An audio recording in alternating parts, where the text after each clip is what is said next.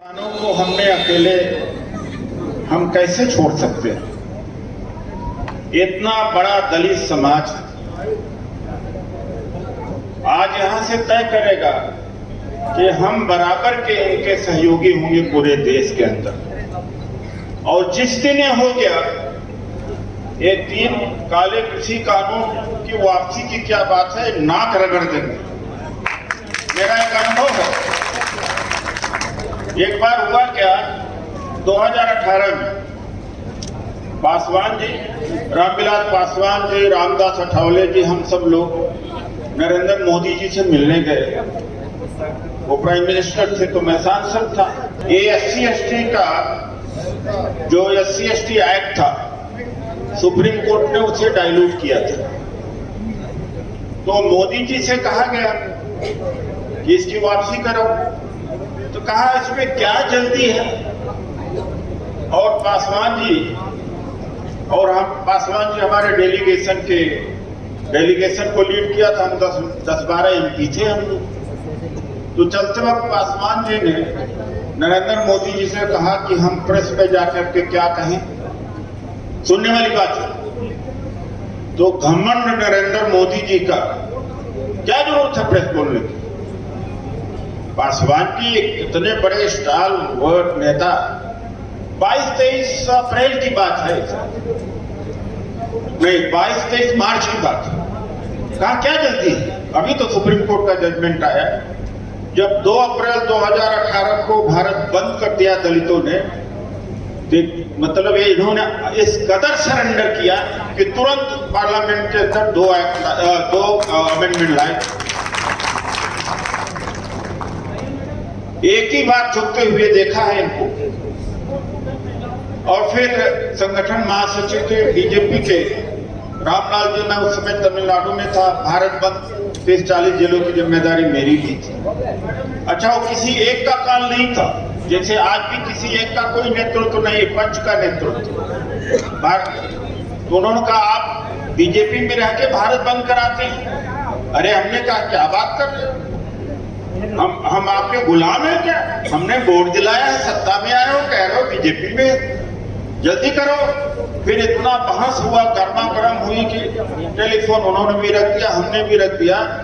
तो इस तानाशाह को एक ही बार झुकते हुए मैंने देखा। मैं राष्ट्रीय अध्यक्ष डॉक्टर उदित राज का सिर झुका के नमन करता हूं, जो आज इस संकट की घड़ी में जो किसान के साथ अत्याचार चल रहा है, एक दलित समाज की जो मीटिंग बुलाई है, इनका बहुत बहुत धन्यवाद और आभारी हूं। डॉक्टर उदित राज जी ने बताया है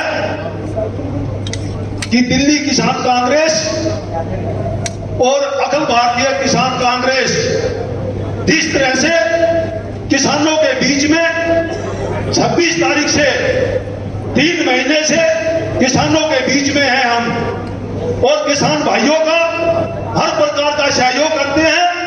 हमने टीकरी बॉर्डर पर नेशनल हाईवे पे भी दुर्गा पेट्रोल पंप पर पूरा टेंट लगा रखा है, और हमने सिंगू बॉर्डर पर भी भारतीय किसान यूनियन अम्बाला का भी टेंट लगा रखा है कि मैं भारतीय किसान यूनियन में छत्तीसगढ़ से प्रभारी हूं, और मैं दोनों जिम्मेवारी अपनी बहुत खूबी से और अच्छे से निभा रहे हैं। ये डॉक्टर उदित राज जी ने बताया है। और ये मेरे बड़े भाई राजेश जलाध्यक्ष है हमारे कांग्रेस कमेटी से, इन्होंने भी हमारे को सहयोग किया। किसान भाइयों का टेम्पू भर के ले गए थे, पूरा सामान वितरण कराया हमने।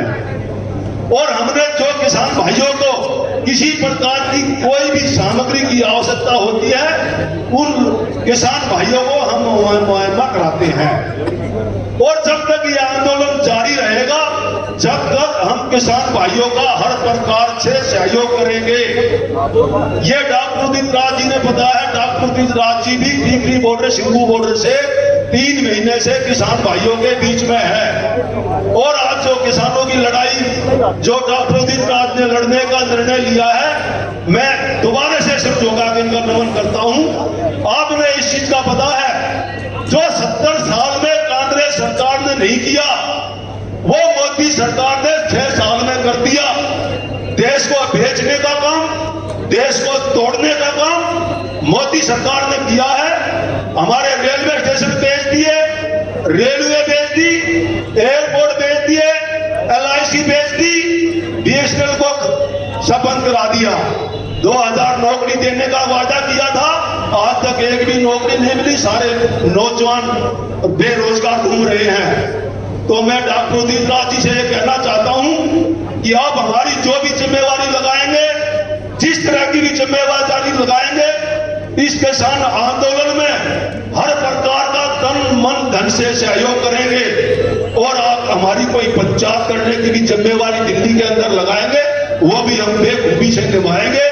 जय हिंद, जय भारत, जय जवान, जय किसान। किसान एकता, किसान एकता, किसान एकता। जय जवान, जय जवान, किसान एकता। जय हिंद, जय भारत। महापंचायत बुलाई है, उसके लिए डॉक्टर उदित राज जी का मैं धन्यवाद व्यक्त करता हूं।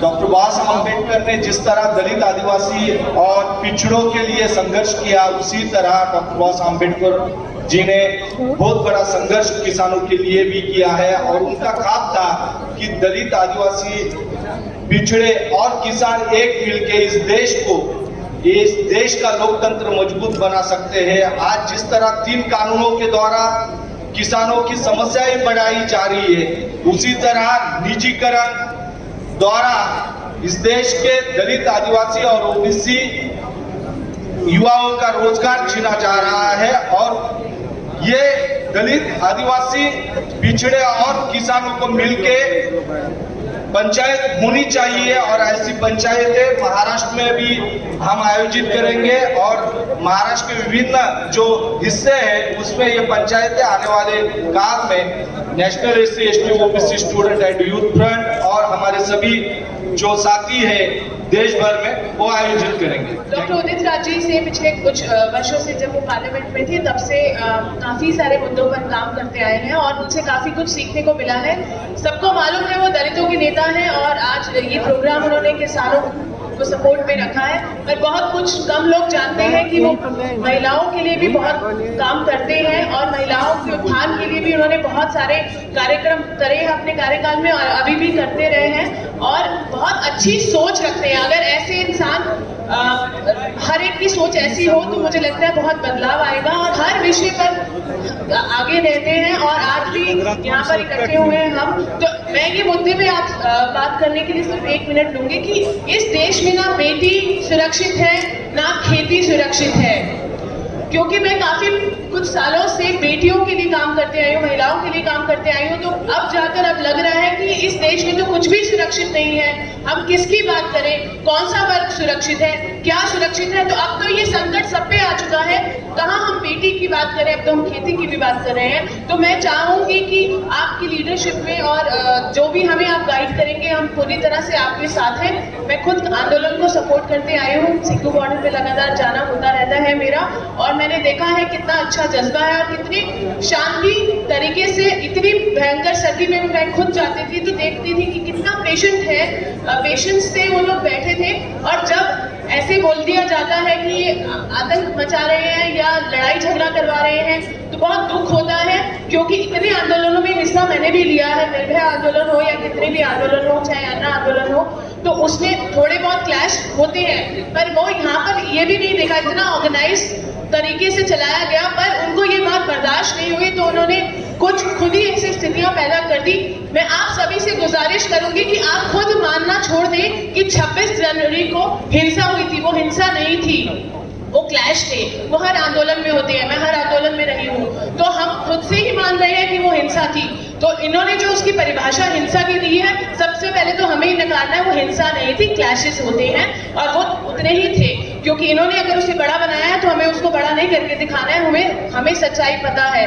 और इतना संयम जो रखा है, इतना ऑर्गेनाइज तरीके से अभी चल रहा है, वो रुकेगा नहीं और हम इसमें हम आपके साथ हैं और लगातार आपके साथ बने रहेंगे। ये लड़ाई किसी किसान की नहीं है, ये लड़ाई किसी चढ़ूनी और टिकैत की नहीं है, ये लड़ाई किसी उदित राज की नहीं है, ये लड़ाई हम जैसे पत्रकारों की भी है, जिसके लिए कानून बन गया है कि अगर बोलोगे तो 5 साल का जेल हो जाएगा। ये लड़ाई उन SC ST OBC के लिए है। मोदी जी ने कह दिया कि सारी कंपनियां बेच देंगे तुमको जो करना है कर लो। और अगर आप लोग को लगता है कि दिल्ली में आप लोग अब रह लेंगे, आपका बच्चा नौकरी कर लेगा, तो आप लोग गफलत में हैं, कहीं आप दूसरे ग्रह पर जी रहे हैं। इसलिए जरूरी है कि किसानों का साथ दीजिए। मैं तो सिर्फ इसलिए मैंने बोलना तय किया, मैं पत्रकार हूं, मुझे बोलना नहीं चाहिए था, लेकिन सिर्फ इसलिए कि मुझे भी इन किसानों की जरूरत पड़ेगी, क्योंकि अब बारी पत्रकारों की आई है। नवदीप कौर जैसे एक्टिविस्टों की गिरफ्तारी हो रही है, पत्रकारों की गिरफ्तारी हो रही है। कल तो एक चैनल के पत्रकार ने इस्तीफा दे दिया। मैं एक बार तय कर चुका हूं, मान चुका हूं कि इस देश में अगर अब किसी के पास ताकत है तो वो किसान जातियां जो आज लड़ रही है, जो 90 दिन से आंदोलन पर बैठी है, उनको सलाम कीजिए। और अगर ये आंदोलन वो हार गए तो न पत्रकार बचेंगे, न संविधान बचेगा, न लोकतंत्र बचेगा। मेरे पिता डॉक्टर बूटा सिंह जी अभी 2 जनवरी को ही उनका स्वर्गवास हुआ। लॉकडाउन के टाइम में मैं और वो चर्चा कर रहे थे, इससे पहले कि कोमा में वो बेहोशी की हालत में जाते। पंजाब में जो ये किसान मूवमेंट उस वक्त चला, अभी इतनी आगे तक नहीं आया था, तो तभी उन्होंने पहचान लिया था कि ये मूवमेंट ये देशव्यापी होने जा रहा है, क्योंकि ये कांग्रेस, ये जो सत्ता इस वक्त बीजेपी की है, प्रधानमंत्री नरेंद्र मोदी, ये इतने जिद्दी हैं। जो राजनीति इस देश में हुई, देश आजाद हुआ, जो एक संकल्प कोई भी सरकार लेती है कि गरीब का उत्थान हो, दलित का उत्थान हो, माइनॉरिटीज का उत्थान हो, उस सिस्टम को हाईजैक करके किस तरीके से पहले भारतीय जनता पार्टी ने एक बोली लगाई कि जो ज्यादा फंडिंग इकट्ठी करेंगे हम उसी को प्रधानमंत्री का उम्मीदवार बनाएंगे। ये सब हमारे देखते देखते हुआ। उसमें सारा कॉर्पोरेट जगत इकट्ठा होकर उन्होंने नरेंद्र मोदी को चुना कि इनके अगर इनको प्रधानमंत्री बनाया जाएगा तो हम फंडिंग करेंगे। पैसे का ऐसा दुरुपयोग जो मीडिया को खरीदने में लगा, लोगों का पॉइंट ऑफ व्यू एक रास्ता ही बदलने का लगा। कहाँ दलित रह गया, कहाँ माइनॉरिटीज रह गई, कहाँ गरीब आदमी रह गया। बहुत पीछे हाईजैक होके चुनाव ही हाईजैक होने लग गए। ईवीएम मशीन से चुनाव भी जीते जाने लग गए। एक इस किस्म का नैरेटिव बन गया कि आज वो कॉर्पोरेट जगत अब अपनी कीमत मांग रहा है कि हिंदुस्तान के जितने भी PSU हैं सब उन्हीं को दे दिए जाए, जितना व्यापार है उनको दे दिया जाए।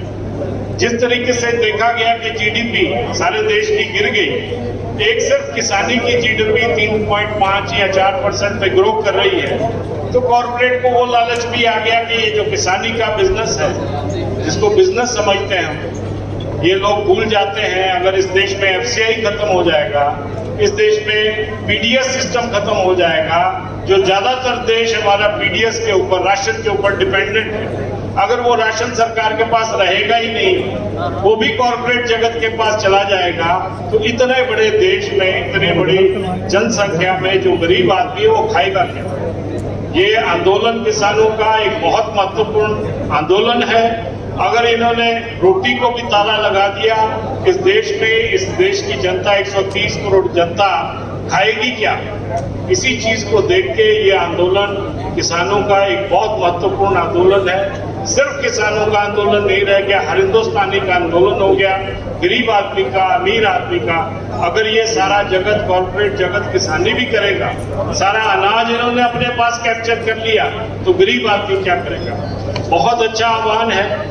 दलित और किसान एक साथ गांव में रहते हैं। जिस तरीके से WTO का डायरेक्शन है इन सरकार को कि 50% लोगों को गांव से निकाल के शहरों में मजदूर बना के लाया जाए, ऐसा इस देश में संभव ही नहीं। इसलिए किसान आंदोलन का यहाँ पे सक्सेसफुल होना बहुत जरूरी है। अगर भारतवर्ष को बचना है, लोकतंत्र को बचना है, तो दलित परिवार, दलित समाज पूरा किसानों के साथ खड़ा है। भाई उदित राज जी, आपकी पंचायतें बहुत सक्सेसफुल होंगी। इस देश में इस आंदोलन की एक बहुत खास जगह है। दुनिया का सबसे बड़ा आंदोलन बन गया है। दुनिया ने इस आंदोलन को रिकॉग्नाइज कर दिया।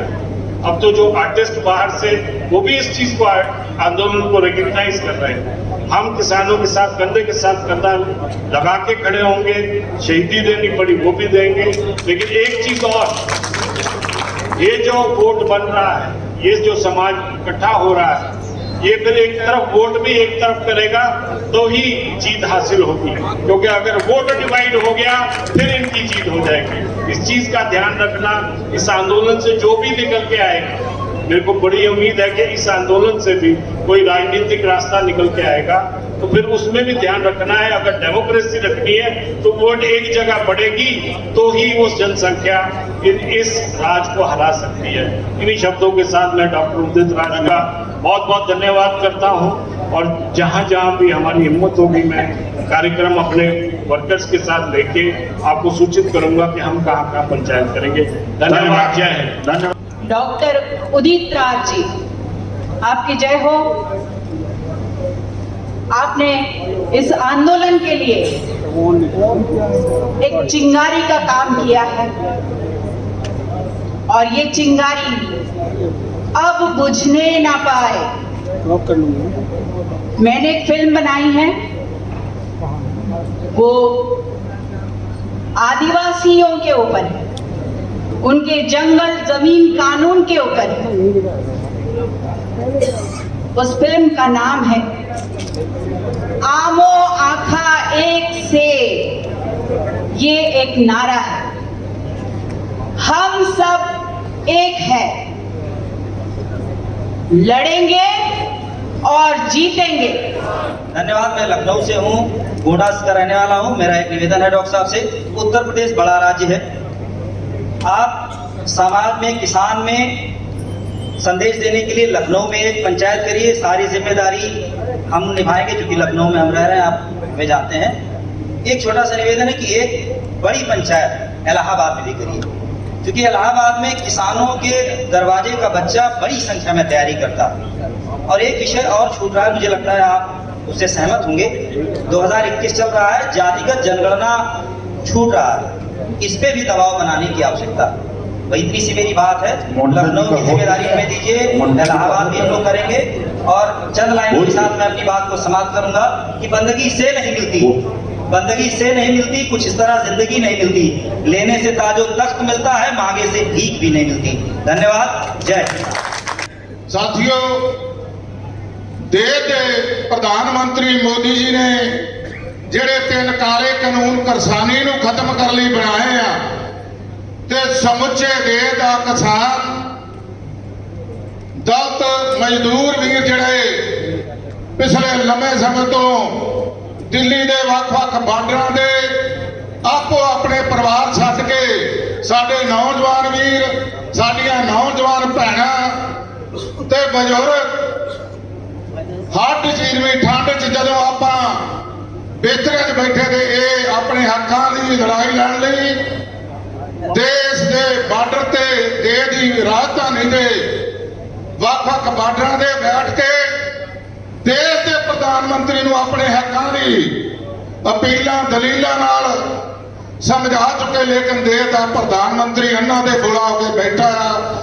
ਅੱਜ ਸਾਡੇ ਰਾਸ਼ਟਰੀ ਪ੍ਰਧਾਨ ਡਾਕਟਰ ਉਦਿਤ ਰਾਜ ਜੀ ਨੇ ਜਿਹੜੀ ਸਮੁੱਚੇ ਦੇਸ਼ ਤੋਂ ਦਲਿਤ ਸਮਾਜ ਦੇ ਲੋਕਾਂ ਦੇ ਇਕੱਠ ਕਰਕੇ ਕਿਸਾਨੀ ਨੂੰ, ਸੰਘਰਸ਼ ਨੂੰ ਬੜਾਵਾ ਦੇਣ ਲਈ, ਉਹਨਾਂ ਨੂੰ ਸਮਰਥਨ ਦੇਣ ਲਈ ਜੋ ਵਿਸ਼ੇਸ਼ ਉਪਰਾਲਾ ਕੀਤਾ, ਜਿੱਥੇ ਮੈਂ ਡਾਕਟਰ ਸਾਹਿਬ ਦਾ, ਇਹਨਾਂ ਦੀ ਸਮੁੱਚੀ ਟੀਮ ਦਾ ਧੰਨਵਾਦ ਕਰਦਾ। ਉੱਥੇ ਮੈਂ ਆਪਣੇ ਵੱਲੋਂ, ਵੀਰੋ, ਮੇਰਾ ਨਾਮ ਤਰਸੇਮ ਸਿੰਘ ਸਿਆਲਕਾ, ਮੈਂ ਪੰਜਾਬ ਰਾਜ ਐਸਸੀ ਕਮਿਸ਼ਨ ਦਾ ਮੈਂਬਰ ਵੀ ਹਾਂ ਸਟੇਟ ਦਾ, ਔਰ ਪੰਜਾਬ ਪ੍ਰਦੇਸ਼ ਕਾਂਗਰਸ ਐਸਸੀ ਸੈੱਲ ਦਾ ਸਾਬਕਾ ਪ੍ਰਧਾਨ ਵੀ ਹਾਂ। ਤੇ ਸਾਡੇ ਰਜੌਰੀਆ ਸਾਹਿਬ ਬੈਠੇ ਨੇ, ਮੈਂ ਰਾਹੁਲ ਬਰਗੇਡ ਦਾ ਵੀ ਸੀਨੀਅਰ ਵਾਈਸ ਪ੍ਰੈਜ਼ੀਡੈਂਟ ਹਾਂ ਪੰਜਾਬ ਦਾ। ਤੇ ਮੈਂ ਅੱਜ ਭਰੋਸਾ ਦਿਵਾਉਣਾ ਡਾਕਟਰ ਸਾਹਿਬ ਨੂੰ, ਰਜੌਰੀਆ ਜੀ ਨੂੰ, ਕਿਸਾਨੀ ਸੰਘਰਸ਼ ਨਾਲ ਸੰਬੰਧਿਤ ਆਗੂ ਸਾਹਿਬਾਨ ਬੈਠੇ ਆ, ਇਹਨਾਂ ਨੂੰ ਕਿ 25 ਮਾਰਚ ਨੂੰ ਮਾਝੇ ਦੀ ਧਰਤੀ ਦੇ ਸਮੁੱਚੇ ਦਲਿਤ ਸਮਾਜ ਦਾ ਵੱਡਾ ਇਕੱਠ ਕਰਕੇ ਸਮਰਥਨ ਦੇਵਾਂਗੇ। ਪਹਿਲਾਂ ਵੀ ਦੇ ਰਹੇ ਆ। ਡਾਕਟਰ ਸਾਹਿਬ ਨੂੰ ਬੇਨਤੀ ਆ ਕਿ ਸਮੁੱਚੀ ਟੀਮ ਅੱਜ ਇਹ ਨੋਟ ਕਰ ਲਓ ਕਿ 25 ਮਾਰਚ ਨੂੰ ਮਾਝੇ ਦੀ ਧਰਤੀ ਦੇ ਦਲਿਤ ਸਮਾਜ ਦਾ ਬਹੁਤ ਵੱਡਾ ਇਕੱਠ ਕਰਕੇ ਕਿਸਾਨੀ ਸੰਘਰਸ਼ ਨੂੰ ਇੱਕ ਬਹੁਤ ਵੱਡਾ ਬੜਾਵਾ, ਡਾਕਟਰ ਸਾਹਿਬ ਆਪ ਜੀ ਦੀ ਜੋ ਅਗਵਾਈ ਹੈ, ਰਜੌਰੀਆ ਸਾਹਿਬ ਦੀ ਜੋ ਅਗਵਾਈ ਹੈ, ਕਿਸਾਨੀ ਸੰਘਰਸ਼ ਦੇ ਸਾਰੇ ਆਗੂਆਂ ਨੂੰ ਸੱਦ ਕੇ ਸਮਰਥਨ ਦਿੱਤਾ ਜਾਊਗਾ। ਤੇ ਇਹਨਾਂ ਦੇ ਨਾਲ ਪਰਛਾਵੇਂ ਦੀ ਤਰ੍ਹਾਂ ਕੋਈ ਵੀ ਕਦਰ ਨਹੀਂ ਕਰਨੀ ਪਏ ਦਲਿਤ ਸਮਾਜ ਦੇ ਲੋਕਾਂ ਨੂੰ, ਕਦੇ ਵੀ ਪਿੱਛੇ ਨਹੀਂ ਹਟਾਂਗੇ। ਜੈ ਭੀਮ, ਜੈ ਭਾਰਤ।